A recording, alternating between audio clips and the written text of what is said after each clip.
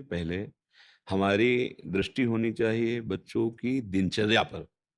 चाहे साधक हो या विद्यार्थी हो, जिसकी दिनचर्या ठीक नहीं है, उसका स्वस्थ ना विचार होगा और ना स्वस्थ शरीर होगा और ना वो उन्नति को प्राप्त होता है। सबसे पहले दिनचर्या। अब हमारी नई पीढ़ी की दिनचर्या ही खराब हो गई, क्योंकि सूर्य उदय के पहले उठने की दिनचर्या बहुत मंगलमयी होती है। अब बच्चे 10 बजे सो के उठ रहे हैं, 8 बजे सो के उठ रहे हैं। कोई महत्व ही नहीं कि भुवन भास्कर जो ज्ञान प्रदान करने वाले बुद्धि के दाता हैं, जिनका पूर्व से लेकर के आज तक वो जो भी थोड़ी समझ रखते हैं, अर्घ के द्वारा उनका स्वागत करना, वेद मंत्र गायत्री मंत्रों के द्वारा उनकी अर्चना वंदना करना। तो चलो, तुम्हें मंत्र नहीं ज्ञान है, तुम्हें ऐसा ज्ञान नहीं, तो कम से कम उनके आदर के लिए सैया का तो त्याग कर दो। वैसे 4 बजे प्रातः उठना सबके लिए अत्यंत आवश्यक है। अगर प्रातः 4 बजे नहीं उठे और आप सैया में सो रहे हैं, भगवान सूर्य उदय हो रहे हैं, तो आपकी बुद्धि क्षीण हो जाएगी, आपकी आयु क्षीण होगी, आपका श्री कांति तेज नष्ट हो जाएगा। आप देखो चेहरों में कहां तेज दिखाई दे रहा है, कहां तेज है? कांतिमान चेहरा, प्रकाशमयी वाणी, पवित्र आचार विचार कहां दिखाई दे रहा? ना शौचाचार का ज्ञान है, ना कोई दिनचर्या है। तो पहले बच्चों को सुबह उठना सिखाएं, अपनी दिनचर्या ऐसी करें 10 बजे तक सो ही जाएं। तो 11, 12, 1, 2, 3, 4, 6 घंटे हुए। हम करें और 1 घंटे सो लें, 7 घंटे अगर सो ले तो 5 बजे जग जाएंगे। तो हमें लगता है कि सूर्य उदय के घंटा भर पहले जग गए, 1 घंटा मतलब लगभग 6 बजे सूर्य उदय होते होंगे, तो 5 बजे सबसे पहले उठे। सबसे पहले उठ करके 2-4 भगवान नाम लेना सिखाए। हम कह रहे हैं माला नहीं, राधा राधा राधा राधा राधा राधा, बस।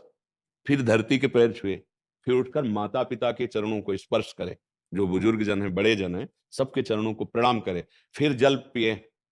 जो बासी मुंह जल है ना, वो उदर के बहुत से रोगों को नष्ट करता है, ब्रह्मचर्य की पुष्टता करता है। फिर थोड़ा टहल कर शौच जाए, फिर स्नान आदि करे, फिर 10 मिनट दंड बैठक, बच्चे हैं ना, 10 मिनट आसन और 10 मिनट बैठकर प्राणवायु का संशोधन, अनुलोम विलोम, ऐसे मतलब 30 मिनट वो समय इसमें लगाए। फिर इसके बाद जैसे हम शास्त्र स्वाध्याय करते हैं, वैसे अपने वो दिनचर्या में जो स्कूल में पढ़ाया गया है, वो बिल्कुल स्मृति में बैठ जाएगा, स्मृति में। और आज का जो खान पान है, वो चाउमीन, पिज्जा, बर्गर, ये सैंडविच, ये जो चीजें हैं, ये उनकी आंतों को कमजोर करेंगे, उनकी बुद्धि को गिराएंगे, क्योंकि अपवित्र और गरिष्ठ वस्तुएं स्वाद में तो अच्छी लगती हैं, लेकिन ये स्वास्थ्य के लिए या बुद्धि पवित्रता के लिए बिल्कुल हानिकारक है। छोटे छोटे बच्चे इन्हीं को खा रहे हैं। छोटे छोटे बच्चों के हाथ में मोबाइल है, जो जो चाहे वो उसको देख सकते हैं, कैसे उनका जीवन बनेगा?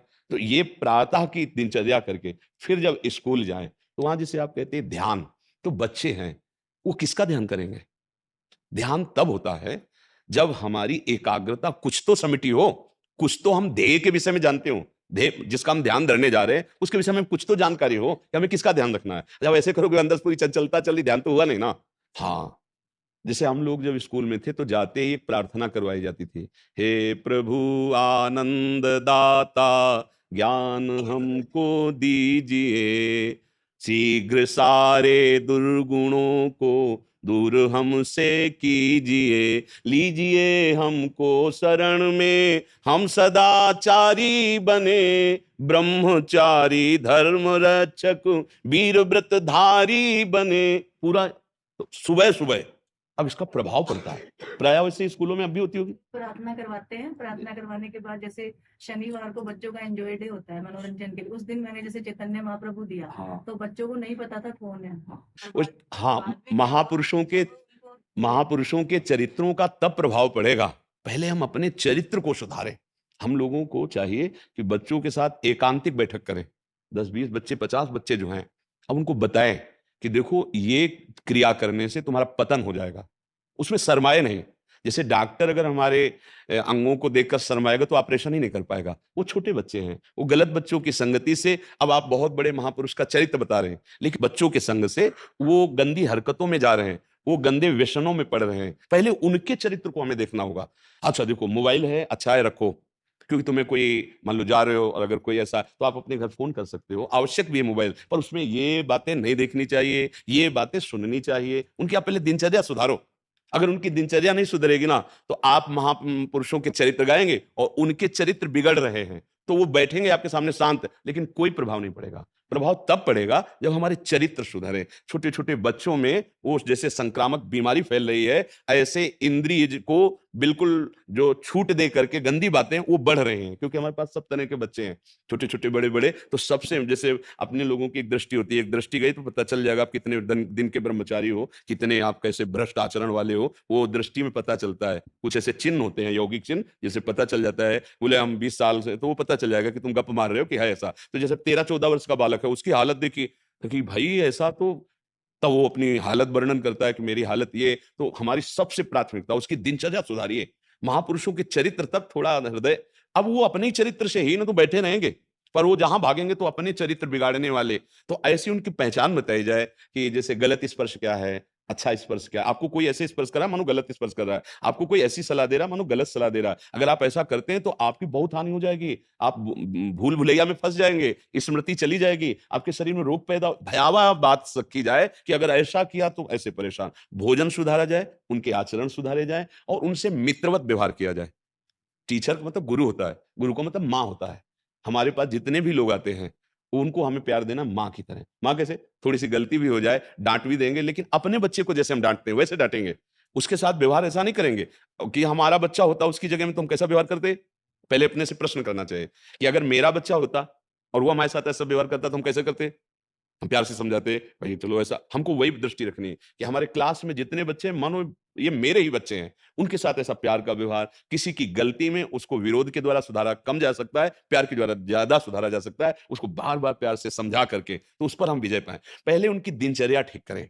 अगर दिनचर्या ठीक हुई तो स्मृति और स्वास्थ्य, जैसे हमने कहा व्यायाम भी जरूरी। अब ये ठीक है ना, तो आप जो समझाओगे समझ में आ जाएगा। महापुरुषों की बात अगर सुनाओगे तो उत्साह आएगा। और जहां मन मलिन आचरणों की तरफ भाग जाता है, फिर वो सुधारना मुश्किल होता है। ये जो टच वाला मोबाइल, बड़ा हुआ स्क्रीन वाला है ना, ये बच्चों के लिए बहुत हानिकारक है। क्योंकि एक तो वैसी इंद्रियां चंचल होती हैं और अभी नए नए विकास हो रहे हैं मन बुद्धि के, तो भागते हैं विषयों की तरफ। अब उनको पूरा ज्ञान है, सब गेम खेलना, उसमें सब वो मोबाइल में क्या है, ये कहते हैं सर्च करो तो कुछ भी संसार की बात आ जाएगी। अब उनमें से कोई चंचल बालक सर्च करके गंदी बातें दिखाएगा, वही संस्कार पड़ जाएंगे। तो कुछ अब कैसे संभाला जा सकता है? जिसके हाथ में स्क्रीन वाला बड़ा मोबाइल है, वो बच्चा तो फिर गड़बड़ हो जाएगा। अगर छोटा मोबाइल दिया जाए कि आपको फोन करने के लिए ये है बस, अगर पढ़ाई लिखाई की तो हमारे सामने आप पढ़ो लिखो, उसमें जो भी है, मान लो ऐसा कुछ है और हम चेक करें मोबाइल उनका कि क्या देखता है। आजकल इतने बच्चे प्रवीण है ना कि वो आपको चेक भी करवा देंगे, बिल्कुल साफ स्वच्छ कुछ नहीं उसपे, उनको पता है। हाँ, वो पूरा डेटा ही उड़ा देंगे, बहुत चतुर है। तो ये सुधारा जाए तब हमारी, और हमारी पढ़ाई जो विद्या है वो भगवत स्वरूप है। ऐसा नहीं कि ये आधुनिक विद्या किस काम, ऐसा नहीं है। आधुनिक विद्या पहले बुद्धि को विकसित करती है, उसी विकास को हम आध्यात्मिक विद्या की तरफ मोड़ देते हैं। भाई आपके पास शक्ति है, आप उसे किसी के पीटने में या किसी के बचाने में लगा सकते हो, तो आपके पास विद्या ही है।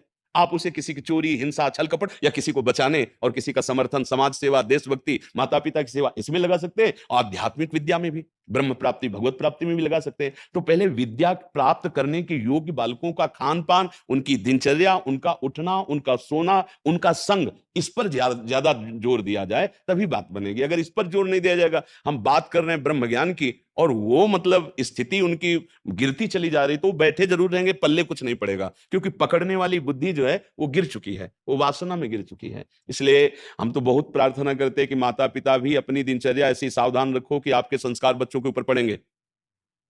आप जहां घर में रह रहे हैं, जो वातावरण उपस्थित कर रहे हैं, उसी संस्कार से बच्चे पल रहे हैं, तुमको वैसे ही भोगना पड़ेगा।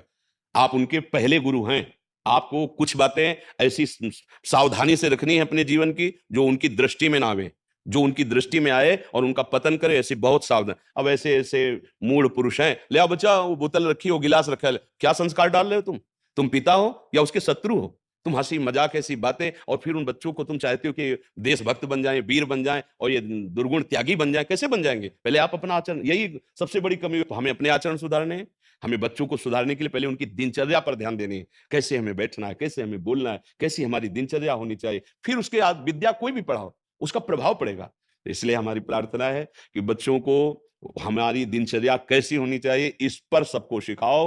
हमारे मित्र कैसे व्यवहार करते हैं, तो वो गंदा व्यवहार है, वो कैसा व्यवहार करते हैं, वो अच्छा व्यवहार है। कौन सा भोजन हमारा स्वास्थ्यवर्धक है, कौन सा भोजन हमारे स्वास्थ्य की हानि करता है, फिर विद्या पढ़ाओ। जो अपनी दिनचर्या जो आधुनिक विद्या है, उसके साथ-साथ महापुरुषों के जैसे आप कहते हैं चरित्र बताते हैं।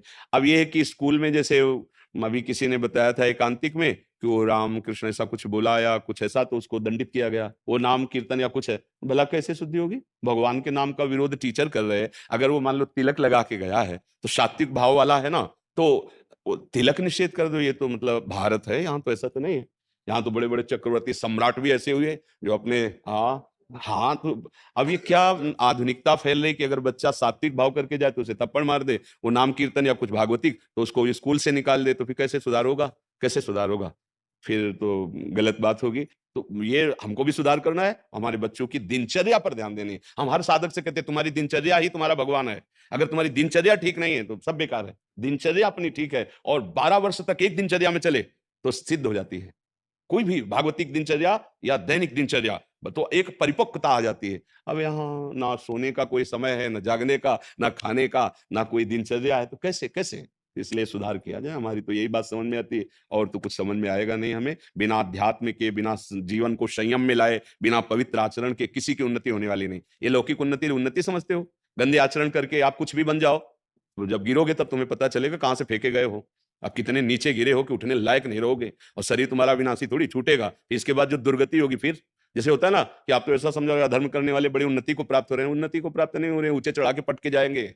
ये ऊंचे चढ़ा के ऐसे पटके जाएंगे किसी काम के नहीं रहेंगे, सारे सुकृत नष्ट हो रहे हैं। अधर्म आचरण करने वाला कभी सुखी नहीं, कभी शांत नहीं हो सकता, कभी वो आनंद का अनुभव नहीं कर